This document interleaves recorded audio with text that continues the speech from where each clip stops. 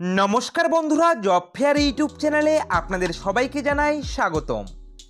তো বন্ধুরা, বিরোধী ইন্ডি জোটের কিন্তু পিণ্ডি অলরেডি চটকে যাচ্ছে। ঠিক শুনেছেন যে ইন্ডি জোটের পিণ্ডি কিন্তু অলরেডি চটকে যাচ্ছে। যেভাবে ভোটের রেজাল্ট প্রকাশের পর অট্টহাসি যেরকম লম্পজম্প করেছে ইন্ডি জোটেরা, যে তারা নাকি এনডিএ জোটকে রুখে দেবে এবং তারা নাকি টিডিপি এবং জেডিইউকে ভাঙিয়ে ইন্ডি জোটের সরকার গড়বে। তো সরকার গড়ার মনোবাসনা তো সম্পূর্ণভাবে শেষ অবধি চুনকালিতেই পরিণত হলো। তার ওপর গোদের ওপরে কিন্তু এই মুহূর্তে ইন্ডি জোটের বিস্ফোরা।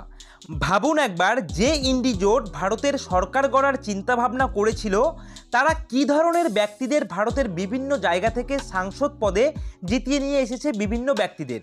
যেখানে টোটাল মিলিয়ে ইন্ডি জোটের আসন সংখ্যা রয়েছে 234টি, কার্যত সেখান থেকে কিন্তু আরও 6টি আসন কমে মোট 228টি আসন কিন্তু হতে পারে। তবে 6টি আসন কমতে চলেছে কেন? না, এই 6টি আসনে কেউ কিন্তু কোনো রকম ইস্তফা দিচ্ছে না, বরং ইন্ডি জোটের 6জন সাংসদ কিন্তু কার্যত জেলে যেতে বসেছেন। ঠিক শুনেছেন আপনারা, যে ইন্ডি জোটের কিন্তু 6জন সাংসদ অলরেডি কিন্তু জেলে যেতে বসেছেন। এই ইন্ডি জোটের কিন্তু 6জন সাংসদ এমন রয়েছে যাদের ওপরে কিন্তু গুরুতরভাবে কিন্তু মোকদ্দমা চলছে এবং কিছু কিছু জনের ক্ষেত্রে কিন্তু আদালত থেকে কিন্তু স্থগিতাদেশ দেওয়া হয়েছে নির্বাচনে অংশগ্রহণ করবার জন্য। তো নির্বাচন কমপ্লিট হয়ে গিয়েছে, ভোটের ফল কিন্তু অলরেডি প্রকাশ করে দিয়েছে এবং এরপরেই কিন্তু আবার কিন্তু ঘনীভূত হয়ে আসছে সেই আশঙ্কা যে তাদের মোকদ্দমাগুলি কিন্তু আবার নতুন করে কিন্তু রিওপেন হতে চলেছে। তো মোকদ্দমা রিওপেন হয়ে গেলেই কিন্তু কার্যত এই 6জন সাংসদের ওপরে কিন্তু শাস্তির খাড়া ঝুলতে চলেছে এবং কার্যত কিন্তু যদি তাদের জেলে যেতে হয় এবং 2 বছরের ওপর যদি কারাবাস হয়ে যায়, তাহলেই কিন্তু তাদের নিয়ম অনুযায়ী 2 বছরের ওপর কারাবাস হয়ে গেলে কিন্তু সেই সাংসদ পদ অলরেডি খারিজ হয়ে যায়। তো এই মুহূর্তে কিন্তু 234টি আসন নিয়ে কিন্তু খুব হম্পদম্প করেছিল ইন্ডি জোটের কার্যকর্তারা। তো এই মুহূর্তে কিন্তু সেখান থেকে আরও 6টি আসন কিন্তু কমতে চলেছে কার্যত কিন্তু বলাই যায়। তো সেই বিষয়ে কিন্তু আরও বিস্তারিত তথ্য শেয়ার করে দেবো এবং এই যে 6জন সাংসদ সম্ভবত জেলে যেতে বসেছেন, তাদের উপরে কোন কোন ধরনের মামলা মোকদ্দমা হয়েছে সেগুলি কিন্তু অবশ্যই শেয়ার করে দেব। এছাড়াও কোন কোন এমন 6জন সাংসদ রয়েছে যাদের উপরে এই মোকদ্দমাগুলি চলছে সেটা নিয়ে কিন্তু বিস্তারিত ব্যাখ্যা করে দেব আজকের এই একটি ভিডিওতে। তো ভিডিওটিকে স্কিপ না করে সম্পূর্ণ ভিডিওটি দেখার চেষ্টা করবেন। আর প্রতিনিয়ত বিভিন্ন রকমের আপডেট পাওয়ার জন্য অবশ্যই আপনারা আমাদের এই জব ফেয়ার ইউটিউব চ্যানেলকে সাবস্ক্রাইব করে দিয়ে পাশে থাকা বেল আইকনটিকে বাজিয়ে দেবেন। আর আপনারা কে কোথা থেকে এই মুহূর্তে আমাদের এই ভিডিওগুলি দেখছেন অবশ্যই কিন্তু কমেন্ট করে জানাবেন। তো বন্ধুরা, চলুন এবারে মূল আলোচনাটা শুরু করি এবং আপনাদেরকে আবারও রিকোয়েস্ট করছি অবশ্যই ভিডিওটিকে স্কিপ না করে সম্পূর্ণ প্রতিবেদনটি দেখার চেষ্টা করুন। আপনারা কিন্তু অনেক ধরনের গুরুত্বপূর্ণ তথ্যগুলি কিন্তু পেয়ে যেতে পারেন। তো বন্ধুরা, 234টি আসন এক ধাক্কায় কমে দাঁড়াতে পারে 228-এ, যেটা আমি কিছুক্ষণ আগেই বললাম। এবং এই মুহূর্তের পরিস্থিতি যে পথে এগোচ্ছে তাতে কিন্তু জিতেও স্বস্তি নেই বিরোধী শিবিরে। অর্থাৎ ইন্ডিয়া জোট যে 234টি আসন নিয়ে যে একটা বেশ ভালো রকম ফল করেছে, সেটা করেও কিন্তু এই মুহূর্তে তাদের কিন্তু কোনো রকম স্বস্তি নেই। কারণ সদ্য জয়ী ইন্ডি জোটের কিন্তু 6জন সাংসদের মাথার ওপর ঝুলছে কিন্তু শাস্তির খাড়া। সেটা কিন্তু কিছুক্ষণ আগেই আমি আপনাদের জানালাম। এবং আদালতের নির্দেশ এলে কিন্তু তাদের ঠিকানা হবে সরাসরি কিন্তু সেই জেল। অর্থাৎ যদি আদালত এই মুহূর্তে নির্দেশ দিয়ে দেয় তাহলেই কিন্তু সরাসরি তাদের ঠিকানা হয়ে যাবে জেল। এবং সেক্ষেত্রে যে নিয়ম রয়েছে ভারতীয় সংবিধানে, যে নিয়ম অনুযায়ী কিন্তু 2 বছরের ওপরে যদি কোনো সাংসদের যদি জেল হয় তাহলে কিন্তু সেই সাংসদ পদ অলরেডি কিন্তু খারিজ হয়ে যায়। এবং লোকসভা নির্বাচনে ভালো ফল করেও কিন্তু এই ঘটনায় সিঁদুরে মেঘ দেখছে ইন্ডিয়া শিবির। তো সংবাদ মাধ্যম সূত্রে যে খবর রয়েছে এবং বিভিন্ন আপডেট সূত্র অনুযায়ী যে খবর রয়েছে, যে এই যে 6জন সাংসদের তালিকা, এই তালিকার সবার ওপরে কিন্তু নাম রয়েছে আফজাল আনসারি। অর্থাৎ বাহুবলী নেতা মুক্তার আনসারির বড় ভাই কিন্তু আফজাল আনসারি। এবং গ্যাংস্টার এই নেতা কিন্তু এবার গাজীপুর কেন্দ্র থেকে সমাজবাদী পার্টির টিকিটে নির্বাচন লড়ে কিন্তু জয়ী হয়েছেন। তো বুঝতেই পারছেন, সমাজবাদী পার্টি উত্তরপ্রদেশের যে গাজীপুর কেন্দ্র রয়েছে সেখান থেকে কিন্তু তিনি জয়লাভ করেছেন এই গ্যাংস্টার নেতা আফজাল আনসারি। ঠিক আছে, এবং ইতিমধ্যেই কিন্তু তাকে 4 বছরের কারাদণ্ডের নির্দেশ দিয়েছে আদালত। যদিও গত মাসে সেই শাস্তির ওপর স্থগিতাদেশ দেয় আদালত এবং তাকে নির্বাচন লড়ার কিন্তু একটি সুযোগ দেওয়া হয়। সুতরাং আগামী জুলাই মাসে এই মামলার শুনানি রয়েছে, সেখানে স্থগিতাদেশ উঠলেই জেল যাত্রা হবে কিন্তু আফজলের, সেক্ষেত্রে খারিজ হবে সেই সাংসদ পদ। তো বুঝতে পারছেন, প্রথম তালিকায় যার নাম রয়েছে তিনি কিন্তু রয়েছে আফজাল আনসারি, তার নাম কিন্তু আমরা বলে দিলাম। তো এবারে কিন্তু আমরা দেখে নেব তালিকার দ্বিতীয় যে সাংসদ রয়েছেন তার কি নাম রয়েছে এবং তার উপরে কি মোকদ্দমা চলছে। তো বন্ধুরা, তালিকার দ্বিতীয় স্থানে রয়েছে কিন্তু আরেক সপা সাংসদ ধর্মেন্দ্র যাদব। আজমগড় কেন্দ্র থেকে তিনি এবার জয়ী হয়েছেন এবং তার বিরুদ্ধে রয়েছে কিন্তু 4টি ফৌজদারি মামলা, যার মধ্যে 2টিতে তিনি ইতিমধ্যেই দোষী সাব্যস্ত হয়েছেন এবং 2 বছরের বেশি যদি কারাদণ্ড হয় তাহলে কিন্তু এই সাংসদেরও কিন্তু পদ খোয়াবেন তিনি এবং সাংসদ পদ থেকে কিন্তু সম্ভাব্য তার নাম কিন্তু সরে যেতে চলেছে এবং ইন্ডিয়া জোটের ওপরে কিন্তু আরও ভীষণ রকম কিন্তু অস্বস্তি আসতে চলেছে। এবং তারপরেই তৃতীয় স্থানে যার নাম রয়েছে তিনি কিন্তু রহিমপুরের সপা সাংসদ বাবু সিং কুশওয়ার এবং তিনি কিন্তু উত্তরপ্রদেশের NRHM দুর্নীতি মামলায় অভিযুক্ত এই সাংসদ, পাশাপাশি আয় বহির্ভূত সম্পত্তি মামলাতেও কিন্তু দোষী সাব্যস্ত তিনি। বিভিন্ন আপডেট সূত্রে জানা গিয়েছে যে মোট 25টি মামলা রয়েছে বাবুর বিরুদ্ধে, এর মধ্যে 8টি মামলায় ইতিমধ্যেই কিন্তু তিনি দোষী সাব্যস্ত হয়েছেন, বুঝতে পেরেছেন।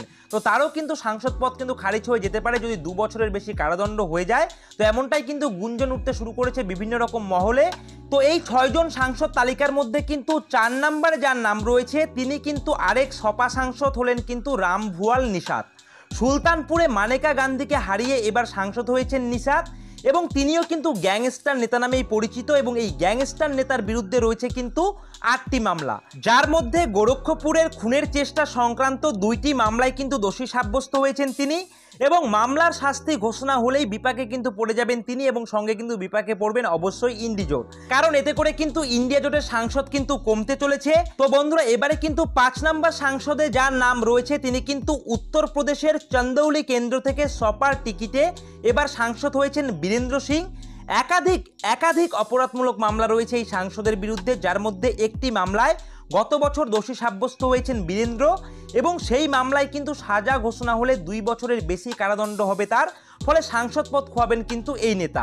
এছাড়াও এই 6 সাংসদের মধ্যে কিন্তু 6 নম্বরে যার নাম রয়েছে তিনিও কিন্তু সপা সাংসদের পাশাপাশি এই তালিকায় রয়েছে আরেক নেতা, ইনি হলেন কিন্তু কাশিরামের আজাদ সমাজ পার্টির চন্দ্রশেখর আজাদ। এই নেতার বিরুদ্ধে রয়েছে 36টি অপরাধমূলক মামলা, এর মধ্যে 4টি মামলায় ইতিমধ্যেই তিনি দোষী সাব্যস্ত হয়েছেন এবং সাজা যদি ঘোষণা হয় তাহলে তার 2 বছরের অধিক সাজা কিন্তু নিশ্চিতভাবে কিন্তু হয়ে যাবে, ফলে সাংসদ পদ খোয়াতে পারেন কিন্তু তিনি।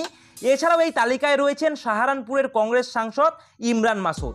8টি মামলা রয়েছে কিন্তু তার বিরুদ্ধে, এর 2 মামলায় দোষী সাব্যস্ত হয়েছেন কিন্তু তিনি। সুতরাং উল্লেখ্য কিন্তু বিধায়ক হোক কিংবা সাংসদ, ভারতীয় রাজনীতিতে জেল যাত্রা ও পদ খোয়ানোর ঘটনা কিন্তু একেবারেই বিরল নয়।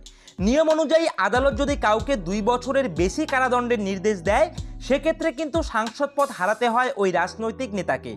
এর আগেই কিন্তু নিয়মের গেরোয় পদ খুইয়েছেন কিন্তু সপা সাংসদ আজম খান থেকে শুরু করে খাবু তিওয়ারি, বিক্রম সাইনি, কুলদীপ সেনগার, অশোক চান্ডালের মতো কিন্তু একাধিক নেতারা কিন্তু পদ খুইয়েছেন।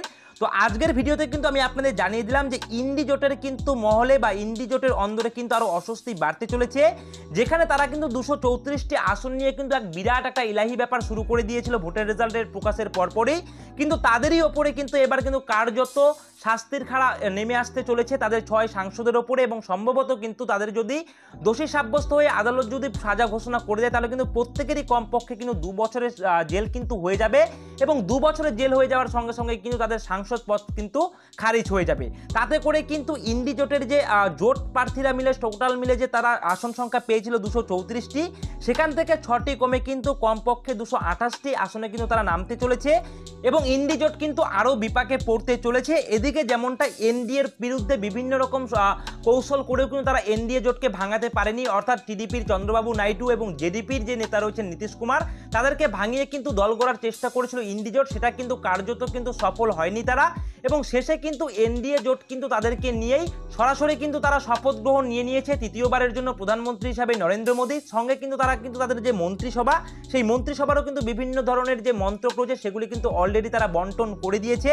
তো সেক্ষেত্রে কিন্তু বিভিন্ন বিশ্লেষকদের মতে বা বিভিন্ন রাজনৈতিক বিশ্লেষক যারা রয়েছেন তাদের মতে কিন্তু স্পষ্ট ভাষাতে তারা কিন্তু জানাচ্ছে যে এই যে এনডিএ জোট অর্থাৎ এনডিএ জোট যে তৃতীয়বারের মতন ভারতবর্ষের ক্ষমতায় এবার যে শপথ গ্রহণ করে ফেললো, তারা কিন্তু অনায়াসে 5টা বছর কিন্তু হাসতে হাসতেই কিন্তু তারা কাটিয়ে দেবে। কোনো রকম কিন্তু তাদের যে এনডিএ জোট সেটার মধ্যে কিন্তু কোনো রকম ফাটল আসার কোনো কিন্তু সুযোগই নেই, সেটাই কিন্তু বিভিন্ন রাজনৈতিক মহল থেকে বিভিন্ন রাজনৈতিক বিশ্লেষকরা কিন্তু আলোচনা করছেন। তো বন্ধুরা আজকের ভিডিওতে কিন্তু আমি এই সমস্ত গুরুত্বপূর্ণ আপডেটগুলি আপনাদের সঙ্গে জানিয়ে দিলাম। তো বন্ধুরা এভাবেই কিন্তু আপনারা আমাদের এই জব ফেয়ার ইউটিউব চ্যানেলের পাশে থাকবেন। আর আপনারা কে কোথা থেকে এই মুহূর্তে আমাদের এই ভিডিওগুলি দেখছেন অবশ্যই কমেন্ট করে জানাবেন। আর বিভিন্ন রকমের আপডেট পাওয়ার জন্য অবশ্যই কিন্তু আপনারা আমাদের এই জব ফেয়ার ইউটিউব চ্যানেলকে সাবস্ক্রাইব করে দিয়ে পাশে থাকা বেল আইকনটিকে বাজিয়ে দেবেন। আর আজকের এই ভিডিওটি যদি ভালো লেগে থাকে তাহলে অবশ্যই ভিডিওটিতে একটি লাইক করে দেবেন, কমেন্ট করে দেবেন, শেয়ার করে দেবেন। আর এভাবেই আপনারা আমাদের এই জব ফেয়ার ইউটিউব চ্যানেলকে সাপোর্ট করবেন। জয় হিন্দ।